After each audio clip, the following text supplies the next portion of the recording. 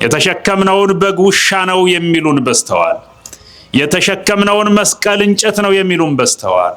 ያሰርነውን ማተብ ተራ ክር ነው የሚሉን በስተዋል። የኛ የሆኑ እኛን የሚጠቅሙንን በሙሉ አሽቀንጥረን እንድንጥል በጀርባ የሚመክሩን በግራ በኩል የቆሙት እጅግ በጣም ብዙ ናቸው ወገኖች። የሐዘን ድንኳን ነው ያለው። የድር ድንኳን ውስጥ ነው ያለነው። ሀገሪቱም የሐዘን ድንኳን ውስጥ ነው ያለችው። ቤተክርስቲያንም የሐዘን ድንኳን ውስጥ ነው ያለችው። የዘንዘልማ ጫት የሚላየው አዲስ አበባ ሸዋ ድረስ ተሻግሮ የዘንዘልማ ጫት እግዚኦ በዚህ ኮድ ሆኖ ሀገሬ ሲጠራ ሰማው። የአዋጅ አጽዋማት የሚባሉት አይነኬ ናቸው። የቄሶች ጾም፣ የሽማግሌዎች ጾም ለማለትም የሚዳዳው ሰው አለ። ጾሙ ጾመ ሐዋርያት ነው ስሙ። ሐዋርያት የጾሙት ጾም ነው እና ጾም ለመሆኑ አምነንበት ወደነው ጥቅሙ ገብቶን ነው ወይስ የተነገሩ የተለያዩ ነገር ግን ተናጋሪያቸው አንድ የሆነ ቃላት የሚባሉት ብላና አትብላ ናቸው? ስንካፈል አይደል እንዴ የምግብ አይነት የመጠጥ አይነት አይደል እንዴ ፊታችን ተደርድሮ በህልማችን የሚያድረው? በማህበረሰብ መሃል፣ በቤተሰብ መሃል፣ በጎረቤት መካከል እገሌ እኮ ገሊት እኮ ብለው ነገረ ሰሪዎችን አዘጋጅቶ ዲያብሎስ አንድ ለአምስት ያደራጀው ሰባኪ አለ። ለምን እንጾማለን ከተባለ ከእግዚአብሔር የሆነ ነገር ለማግኘት እንጾማለን። ምግብ አሁን እኮ ምግቡም እየተስማማን አይመስለኝም። እንደው ሰላም ነው ከተማው፣ ምግቡ እየተመቻችሁ ነው። በየሰፈሩ አንድ ሰው መቅበር ብርቅ ሆኗል። እንደው ጤና እየሰጣችሁ ነው፣ ዕውቀት እየገለጸላችሁ ነው። በሰላም ተኝታችሁ በሰላም ነው የምታድሩ የምታነጉት። ሰላም ነው፣ እንደው ደህና ነው የላብራቶሪ ውጤቱ።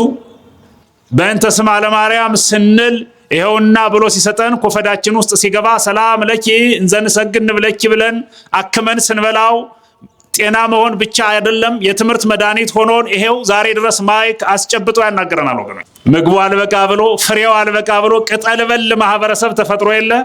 የትንሳኤ ዕለት ዶሮ ያልበላ ገሃነም ይወርዳል የተባለ ይመስል በግ ያላረደ ዶሮ ያላረደ እንቁላል ያልበላ ገሃነም ይገባል የተባለ ይመስል እንደዚያ ብለን ያስተማርን ይመስል ሁሉ የትንሳኤ ዕለት የአማኑኤልን ስጋ መብላት ትቶ የበሬ ስጋ ይበላል። ምን አለ የማንሞትበትም ብንበላ። ለ18 ተከታታይ ሰዓታት ከምግብ መከልከል ለጤና ጥሩ ነው የሚል አንድ የጤና ድርጅት አውጥቶ አየሁት። በቅርብ ሊቀ ሊቃውንት ያሬድ ሽፈራውን ባህር ዳር ዩኒቨርሲቲ እውቅና ሲሰጥ፣ በቅርብም ደግሞ በደቡብ ጎንደር አይታችሁ ከሆነ ደብረ ታቦር ላይ ለአራቱ ጉባኤያት የጋራ የመስራት አግሪመንት ሲፈራረም ሳይ ወደ ኋላ ማደግ ተጀመረ። በአደባባይ እየተገረፉ እየተገፈፉ ያለ በደላቸው የሚሞቱት ቁጥራቸውን አናውቀው።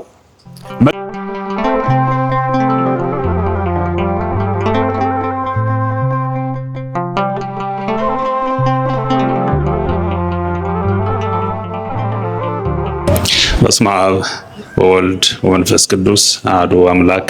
እንደምን አደራችሁ?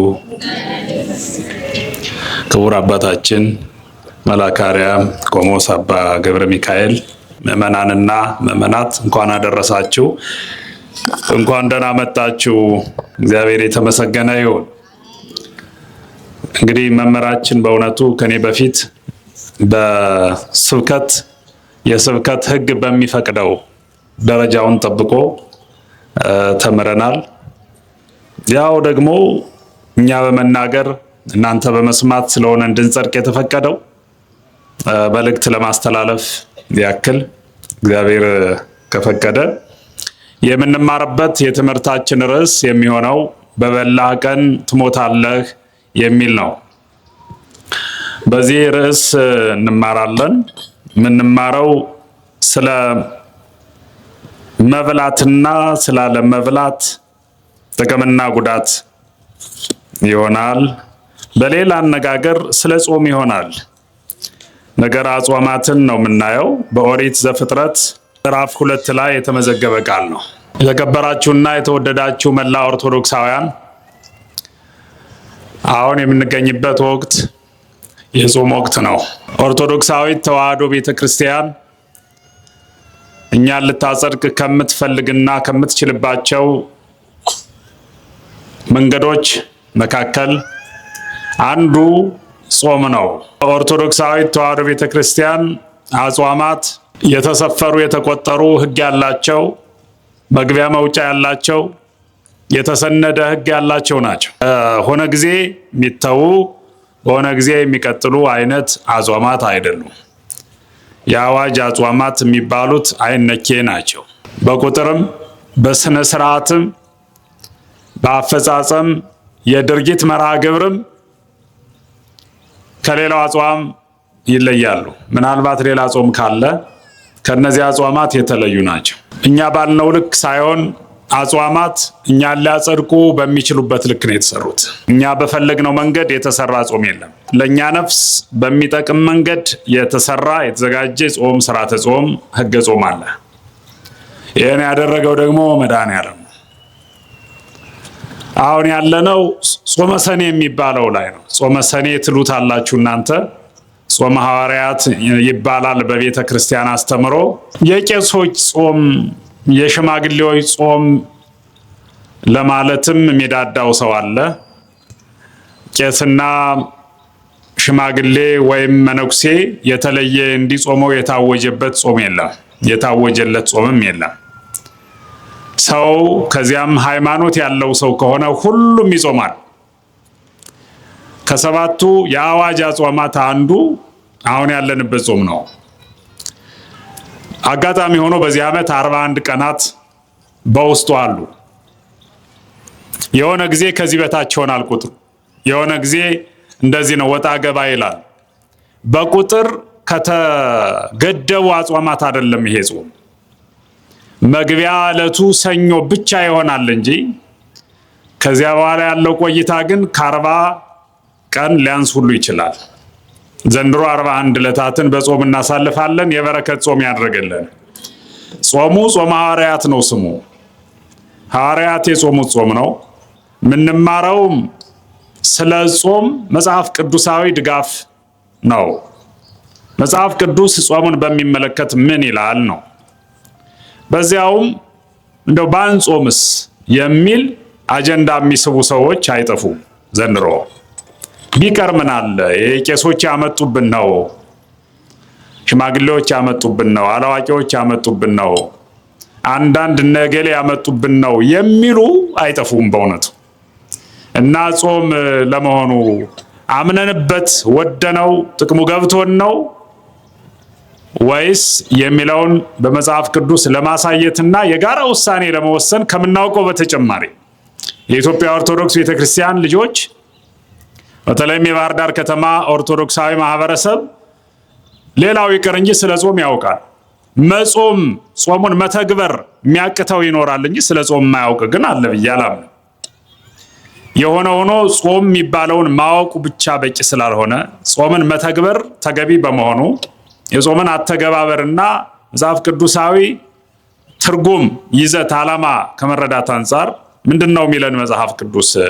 ጾም በመሰረቱ መጽሐፍ ቅዱሳዊ ነውን የሚልም ነገር ካለ በዚያ ዙሪያ ነው 1 2 3 የሚሆኑ ዋና ዋና ነገሮችን የምናየው። እንግዲህ ቃሉን የተናገረው እግዚአብሔር ነው። በበላህ ቀን ትሞታለህ ብሎ በመጽሐፍ ቅዱስ 2 ጊዜ የተነገሩ የተለያዩ ነገር ግን ተናጋሪያቸው አንድ የሆነ ቃላት የሚባሉት ብላና አትብላ ናቸው። በኦሪት መጽሐፍ አትብላ የሚል መጽሐፍ ቅዱስ ላይ እናገኛለን። በአዲስ ኪዳን መጽሐፍ ደግሞ ብላ የሚል እናገኛለን። እዚያ አትብሉ ይላል፣ እዚህ ብሉ ይላል። ይሄን የሚለው ግን አንድ ነው። አዳምን ከፈጠረ በኋላ ሊያደርግ የሚገባውንና ሊያደርግ የማይገባውን ለይቶ ስርዓት አበጅቶለት በስርዓት ስር እንዲኖር አድርጎ ከመስራት ስርዓት ይቀድማል ብሎ ነው እግዚአብሔር ያስቀመጠው። እንደምታውቁት የሰው ልጅ በስርዓት ማዕቀፍ ውስጥ ሊኖር የሚገባው ፍጥረት ነው። መረን የለቀቀ ስርዓት አልባ አይደለም። ለዚህ ነው ሲመክረው አዳም ሰው ነህ፣ የሰዎች እና የፍጥረታት ሁሉ አለቃ ነህ፣ መሪ ነህ፣ ገዢ ነህ፣ በፍጡራን መካከል ላንተ ያለ የለም፣ መላእክትም ላንተ ይታዘዙ ዘንድ የተፈጠሩ ናቸው፣ ያንተ ረዳቶች ናቸው እና ሲያስተምር የመጀመሪያው ታዳሚ የጉባኤው ታዳሚ አዳም ብቻ ነበር። ይገርማቸዋል።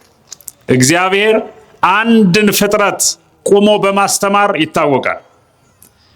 ከበዙ ደግሞ ሔዋን ናት። ሁለት ናቸው። በአንድም ይሁን በሁለት ሰዎች መካከል እግዚአብሔር መልእክቱን ለማስተላለፍ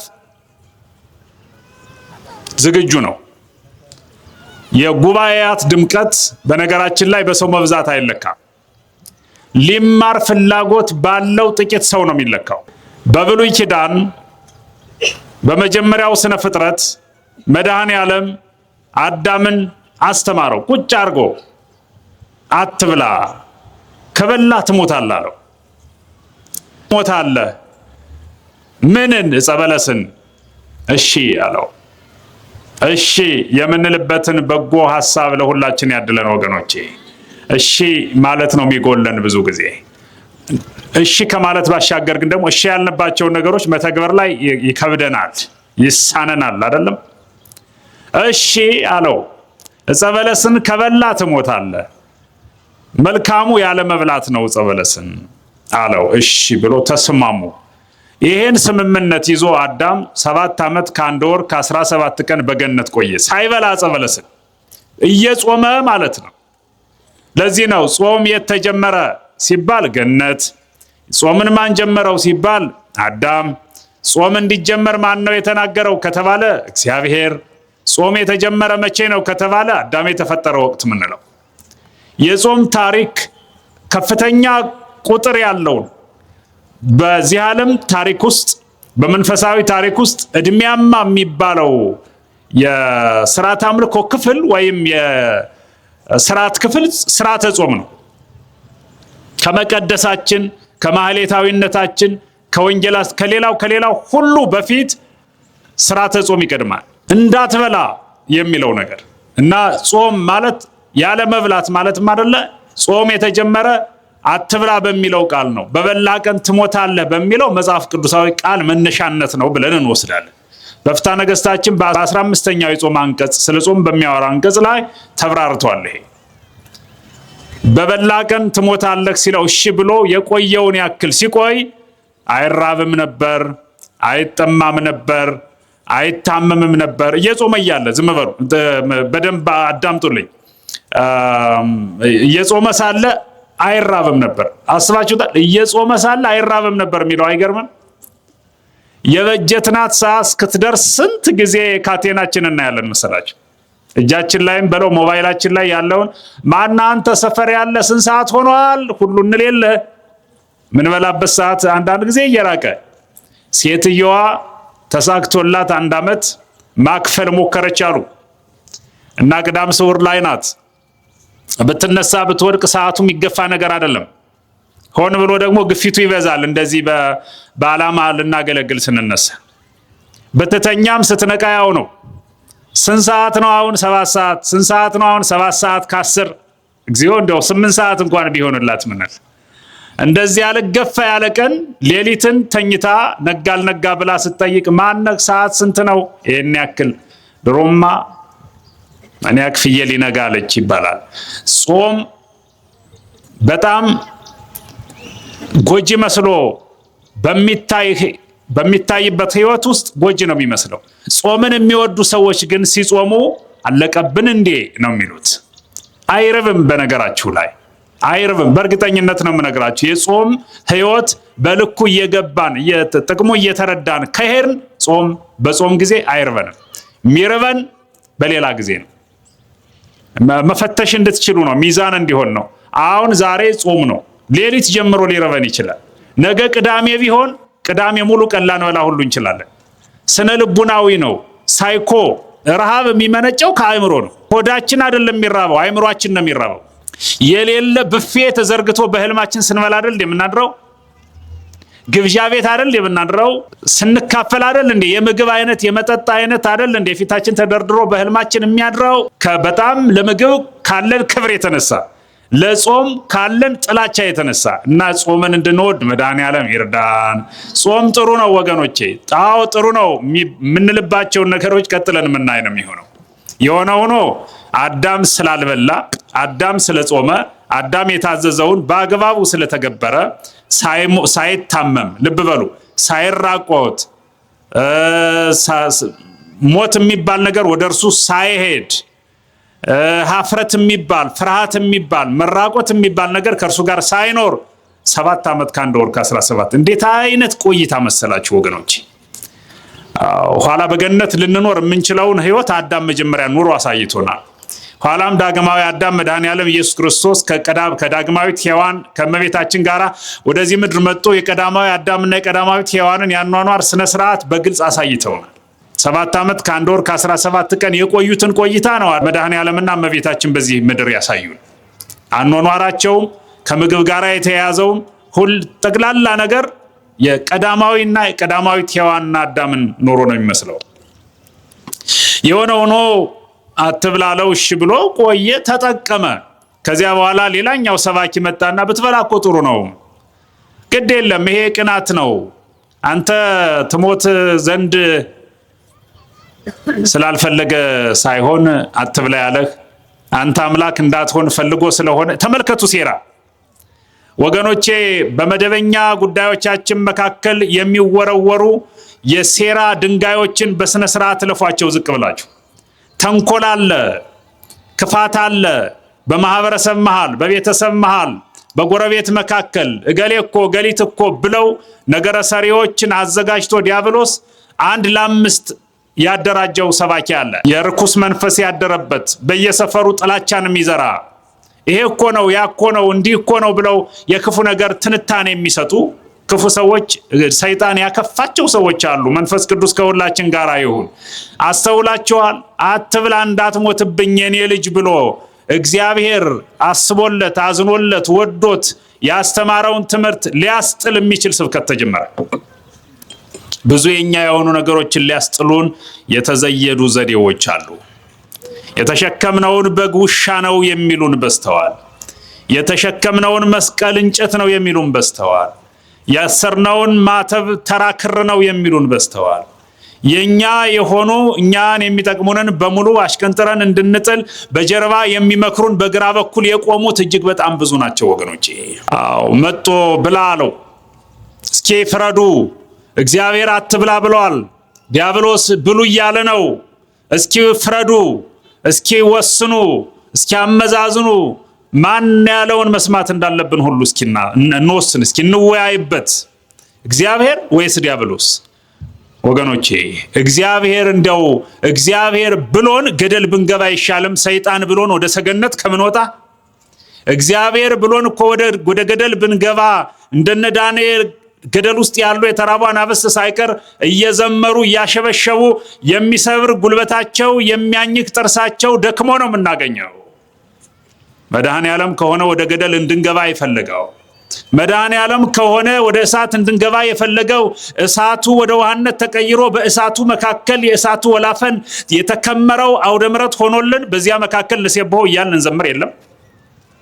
ብቻ እግዚአብሔር ውረዱ ይበለን እንጂ ሰይጣን ውጡ ከሚለን ከፍታ እግዚአብሔር ውረዱ የሚለን ቁልቁለት ይበልጣል ወገኖቼ።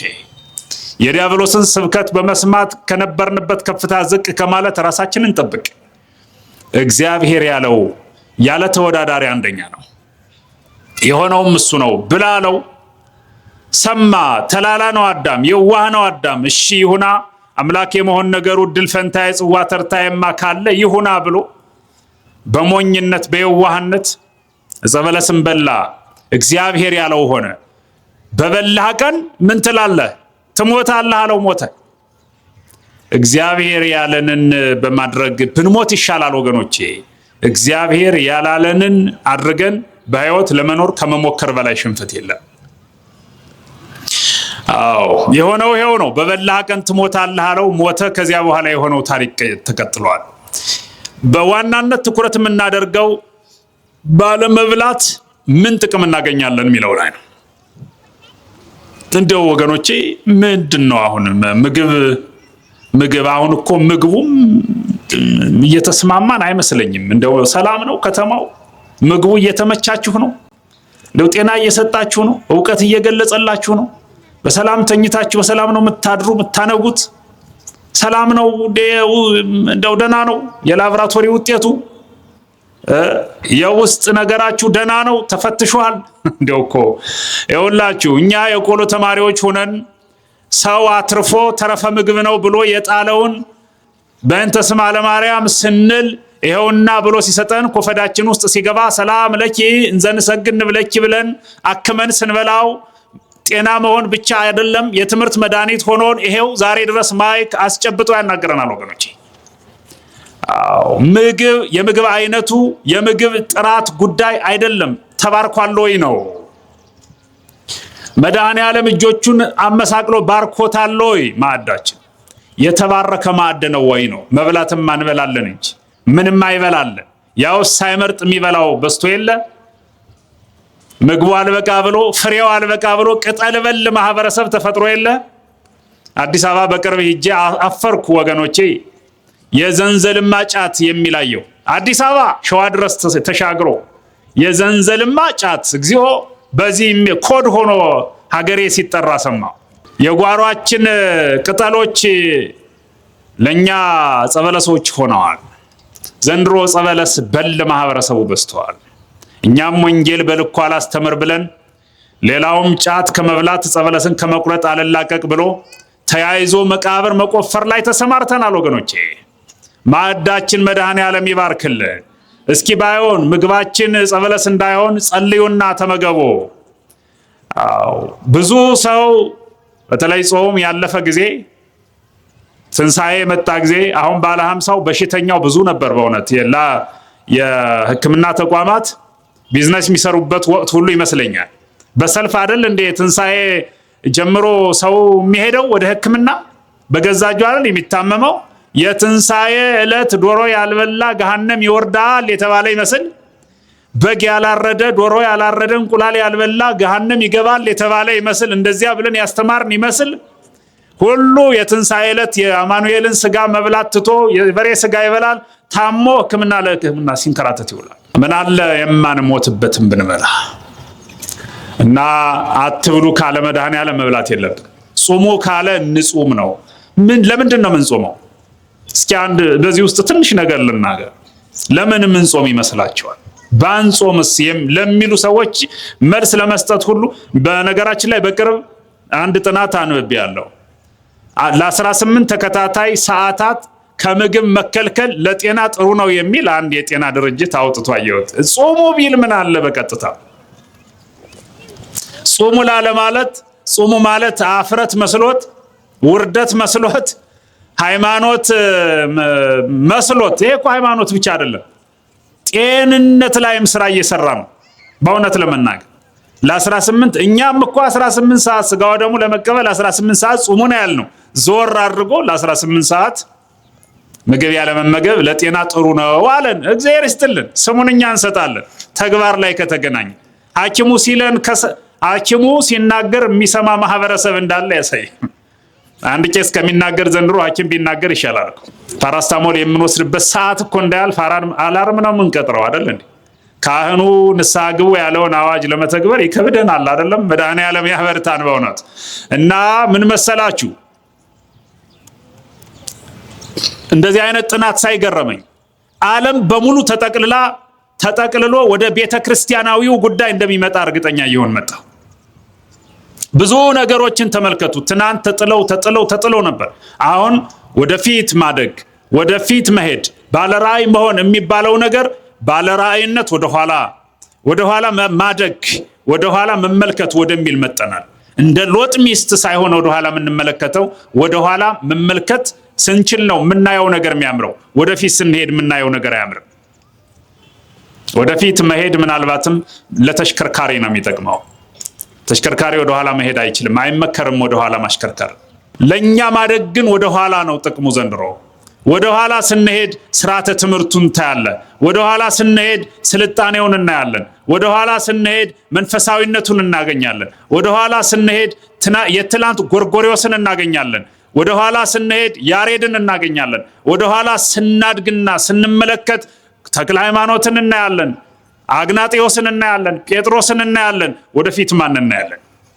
ወደፊት በተሰበረ ክንፍ መክነፍ አስፈላጊ አይደለም፣ ገደል ያስገባል። ማደግማ ወደኋላ እንጂ ወገኖቼ፣ ወደ ትላንቶቹ የምትፈልጉትን ሁሉ ለማግኘት ወደ ትላንቶቹ። ሩቅ ለምን እንሄዳለን? ወደ አባታችን እንደግ፣ ወደ እናታችን እንደግ።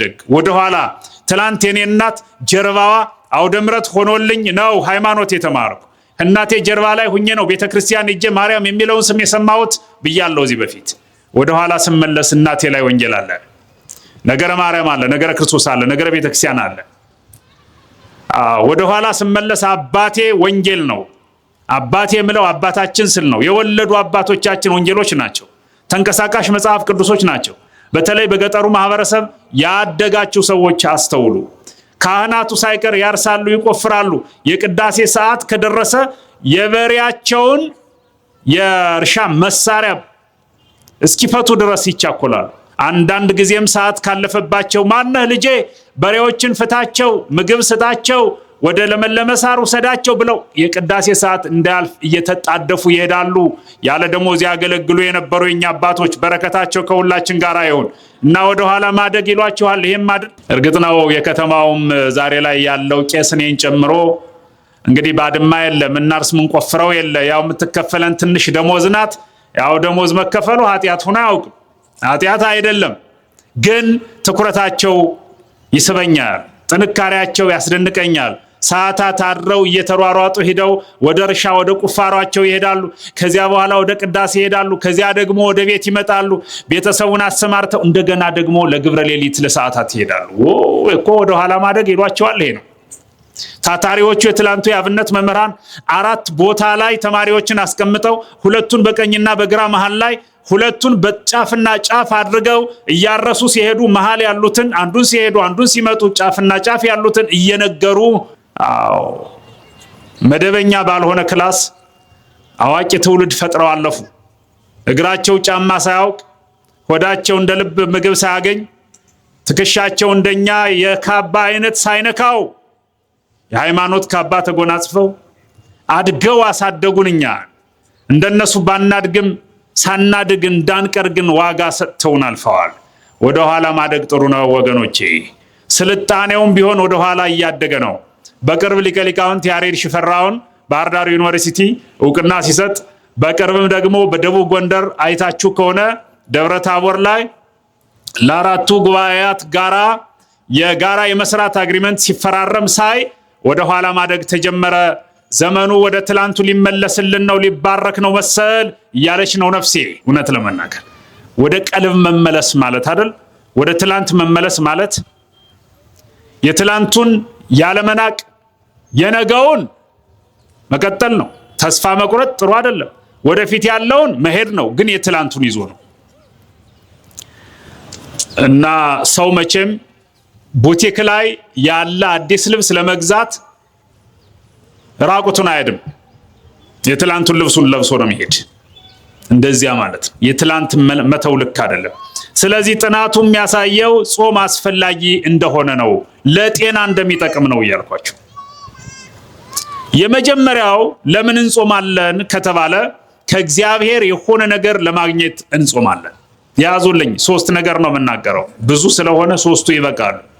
የመጀመሪያው ከእግዚአብሔር የሆነ ነገር፣ የሆነ ማለት ያልሆነ ነገር ስላለ ነው። የሆነ ነገር፣ የሆነ ጥቅም፣ የሆነ በረከት፣ መልካም ነገር ከእግዚአብሔር ለማግኘት እንጾማለን። ለምሳሌ ካላችሁኝ ሙሴን እነግራችኋለሁ። ሙሴ 40 ቀን ጾመ፣ 40 ሌሊት ጾመ። እግዚአብሔር በእጆቹ 10ቱ ትእዛዛትን የጻፈባቸውን ጽላቶች ለሙሴ ሰጠው። ከዚህ በላይ ስጦታ አለ ወገኖቼ? ከጽላት በላይ ከምንባረክበት በላይ ትውልዱ ወደ ሰማይ የሚወጣበት መሰላል የሚሻገርበትም ድልድይ ጽላት ነው። እግዚአብሔርና ሰው ሊገናኝ የሚችልበት ይሄንን ማግኘት የቻለው ታላቁን በዚህ ምድር ታላቅ የሚባለውን ገጸ በረከት ከእግዚአብሔር ሙሴ ያገኘው በጾም ነው። ስለዚህ ጾም ይጠቅማል ማለት ነው። የምትፈልጉት ነገር አለ ኦርቶዶክሳውያን? ምን ትፈልጋላችሁ ብንባል የምንፈልገው ከሚያስፈልገን ሁሉ በላይ ነው። ተቆጥሮ የሚያልቅ አይደለም። ዘንድሮ እጅግ በጣም ብዙ ነገር ያስፈልገናል ወገኖቼ። የሚያስፈልገንን ከመዘርዘር ይልቅ ዝም ብሎ ብዙ ነገር ያስፈልገናል ማለቱ ይገልጸዋል። እና የምንፈልገውን ነገር እግዚአብሔር የምንፈልገውን አይደለም የሚያስፈልገንን እየመረጠ እግዚአብሔር እየሰጠ እንዲያሳርፈን ከፈለግን መጾም አለብን። ሌላ ምንም አይነት መድኃኒት እንዳትፈልጉ። ለተሰበረ ሕሊናችን፣ ለተሰበረ ልባችን፣ በተለያየ መንገድ ለተሰበረች ተቋም፣ ለተሰበረች ሀገር፣ ለተሰበረች ዓለም፣ ለተሰበረ መዋቅር፣ ለተሰበረ ስርዓት አስተማማኙ ወጌሻ ጾም ነው እላችኋለሁ። ከመጾም ውጭ ሌላ ምርጫ የለንም። ታያላችሁ በየሰፈሩ በየመንደሩ ድንኳን ነው ያለው። የእዝን ድንኳን፣ የሐዘን ድንኳን ነው ያለው። የዕድር ድንኳን ውስጥ ነው ያለ ነው። ሀገሪቱም የሐዘን ድንኳን ውስጥ ነው ያለችው። ቤተክርስቲያንም የሐዘን ድንኳን ውስጥ ነው ያለችው። በየሰፈሩ አንድ ሰው መቅበር ብርቅ ሆኗል። በጅምላ መቅበር ተለመዳ። በቅርብም እያየን ያለነው የአርሲ አካባቢ ኦርቶዶክሳውያን አይታቸዋል። የዚህ የምንለው የለም። በየትኛውም ዓለም በየትኛውም ሀገር ያለ ኦርቶዶክሳዊ እንደ በግ እየታረደ ነው ያለው። የዕድር ድንኳን ውስጥ ነው ያለነው። አሁን እኔ የምናገረው ጥቁር የሐዘን ድንኳን ውስጥ እንዳለሁ እየተሰማኝ ነው የምናገረው። በቅጡ እንኳን መሞት እኮ ናፈቀን ወገኖቼ። ታሞ መሞት፣ እገሌ ደክመዋል ጸልዩለት ተብሎ ያለንን ይዘን ጸሎት ይዘን ሙዝ ይዘን ገንዘብ አዋጠን ሂደን እግዚአብሔር ይማርህ ብለነው የሚሞት ሰው እኮ ዘንድሮ ብርቅ ሆኗል። በጅምላ ተይዞ በጅምላ ተገርፎ በጅምላ ተገፎ እንደነ ቶማስ ዘመራስ እንደነ ቶማስ ዘህንደኬ በአደባባይ እየተገረፉ እየተገፈፉ ያለ በደላቸው የሚሞቱት ቁጥራቸውን አናውቀው። መቃብር ይወቃቸው። በእውነቱ መቃብር ነው የሚያውቀው ቁጥራቸውን። እግዚአብሔር ነው የሚያውቀው ቁጥራቸውን። እግዚአብሔር ትንኝን አይረሳም። እኛ የረሳነውን ማህበረሰብ እግዚአብሔር አይረሳም። ስለዚህ በዚህ የከፋ ዘመን ውስጥ ሆነን ምን ማንፈልገው ነገር አለ?